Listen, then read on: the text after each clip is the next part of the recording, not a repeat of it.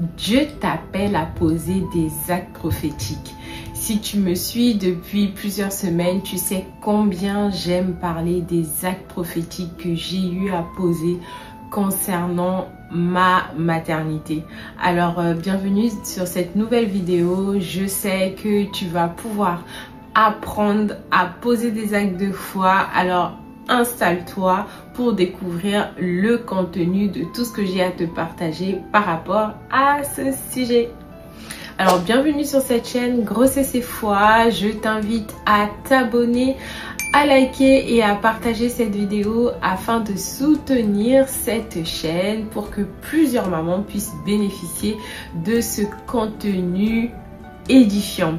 Alors aujourd'hui on parle d'actes prophétiques et l'objectif de cette vidéo c'est de t'aider à comprendre les actes prophétiques, leur puissance. Le but de cette vidéo c'est de t'aider à activer ta foi par rapport à ces actes à poser. Donc en fait avant je vais te donner la définition d'un acte prophétique. Alors c'est quoi? Un acte prophétique c'est quand tu es conduit à poser un acte concret par la foi. C'est quand en fait tu es conduit à poser une action en réponse à l'instruction que le Seigneur te donne. Un exemple, ça peut être un exemple d'un acte prophétique, ça peut être contacter une personne à qui tu n'as jamais parlé, ça peut être visiter une maternité alors que tu n'es pas encore enceinte. Un acte prophétique, ça peut également être prier pour tes entrailles avant de tomber enceinte ou pendant que tu es enceinte. En tout cas, il y a plusieurs types d'actes prophétiques en réponse à ce que le Seigneur te demande de faire. Et on va lire ensemble Luc 11, 38.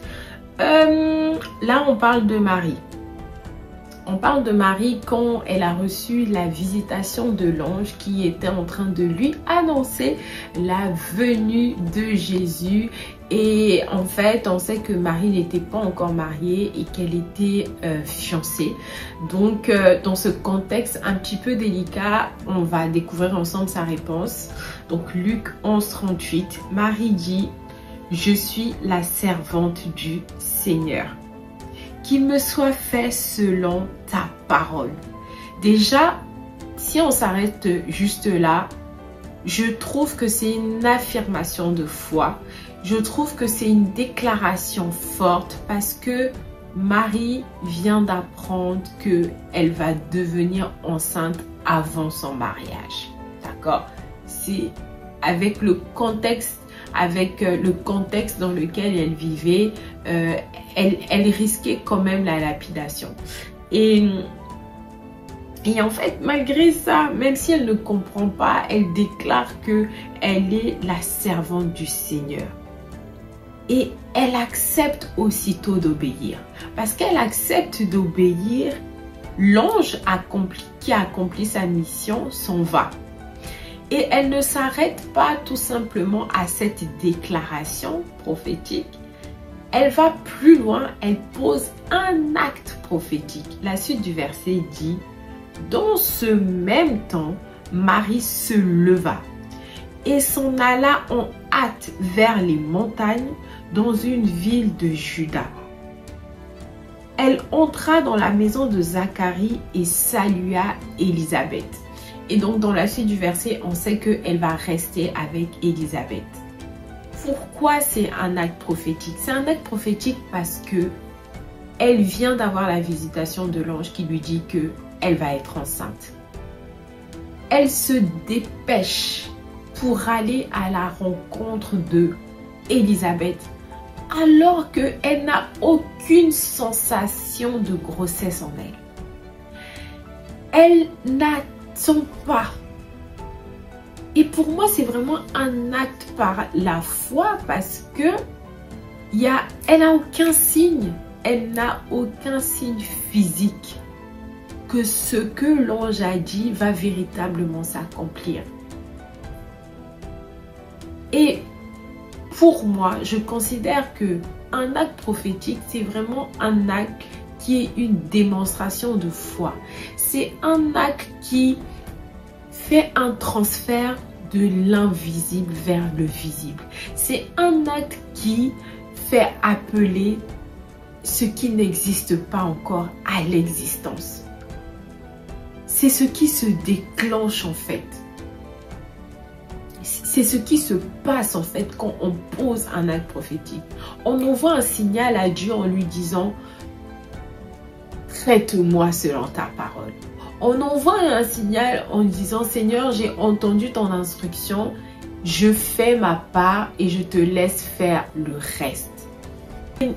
Et pour confirmer en fait ce que Marie fait, c'est que quand elle salue, la Bible dit que quand elle salue Élisabeth, son sein tressaillit. Il se passe quelque chose en fait dans son ventre. Comme quoi le lien déjà entre Jésus et Jean était déjà établi. C'est tellement puissant. Et si on veut aller plus loin dans ce que Marie a fait, je trouve que le fait que Marie puisse se rendre chez Élisabeth, elles ont décidé de vivre leur grossesse ensemble. Elles ont décidé de créer un environnement de foi. Parce que Élisabeth, elle était stérile, elle s'est cachée pour sa grossesse et comment dire, Élisabeth est restée dans sa maison pendant sa grossesse à l'abri des regards et puis elle est restée avec Marie. Elles ont vécu ensemble ce moment-là. Elles ont vécu ensemble ces grossesses-là particulières. Et moi, ce n'est pas écrit dans la Bible, mais moi, j'ai la conviction que le fait qu'elles soient restées ensemble durant tout ce temps, elles ont pu s'édifier ensemble. Elles ont pu s'encourager. Elles ont pu prier pour leur destinée. Elles ont pu prier pour leurs enfants. Elles ont fait des choses qui ont déclenché le surnaturel. Elles ont créé un espace de miracle. Elles ont créé un espace de foi. Elles ont tout simplement pu se protéger mutuellement en fait. Parce que deux valent mieux qu'un. Et je trouve ça tellement merveilleux en fait de pouvoir vivre une grossesse en étant entouré spirituellement. C'est tellement important d'être accompagné. C'est tellement important d'être accompagné par les bonnes personnes bien sûr. C'est tellement important de pouvoir prier entre femmes enceintes qui partagent les mêmes valeurs que nous. Et c'est vraiment une grâce. Je vais te donner quelques exemples concrets d'actes prophétiques que tu peux poser. Dernièrement, lors de la masterclass, j'ai pu partager vraiment les actes prophétiques que j'ai faits me concernant les actes prophétiques que j'ai posés en fait concernant mes deux grossesses. Et en fait, je peux te donner un exemple là, parce que je suis allée beaucoup plus loin lors de la masterclass.